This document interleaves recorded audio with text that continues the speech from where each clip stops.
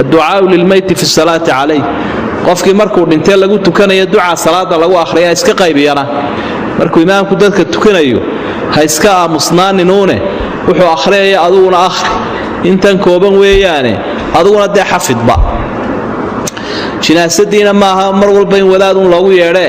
de qof waliba uu ku tukan karaa waa afarta takbiirood iyo adkaarta la akhriyo takbiirta Allahu akbar ta horeyso faatixadu ay ku xigtana salliga nabiga ku xigay saddexaadna ducadana ku xigaysa ta afraadna assalaamu calaykum baa ku xigaysa inta maxaad faras ugu raadin doontaa wadaad ama gaari aad ugu baadi doonto ama aad uga dambaabiyo dadka aan intan garanayn ayaa markay cid waayaan iska aasaw tabeetana de faral bay ka tageena way dambaabaan marka nacasnimada iyo badownimadu ma fiicne intan iska qayb Allahumma ighfir lahu warhamhu ilaahu dhaaf dambigoog u naxariis وعافيه عافماد عذرك خطرت عذابك إلهي وكعافماد واعفو عنه إلهي واسكعف وأكرم نزوله إلهي وسوريا دي سوناج نزلك ودجنت يا واحد كسوريين يسا إلهي وهاجاج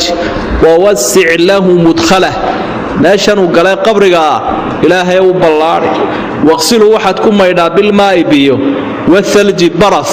والبرد يقبو بيو برف يقبو إلهي وانت أبوكم مي ونقي من الخطايا إلهي وقففك واحد وقم يدع قفك انتي كما نقيت الثوب الأبيض سيدا مرض عدد وقنا ذي فيسو من الدنس والصخر إلا أن تضم بإلهي والدرايو مرضي والصخر لهايد اعضيد والله نظيفيا سيدا إلهي ومرض عدب ونظيف سي إلهي وقفك ونظيف وابدله واحد وبدشا دارا من داره deegaan kiisi ka fiican gurigiisi guri ka fiican guriga adduunyada ee dhaska badnaa ee cidhiidhiga lahaa hawshiisi iyo ribaydin iyo buuqa badnaa mid ka khayr badan wa ahlan khayran min ahli reerkiisi cid ka fiican oo ehel ka wanaagsan ilaahay u bedel wa zawjan khayran min zawji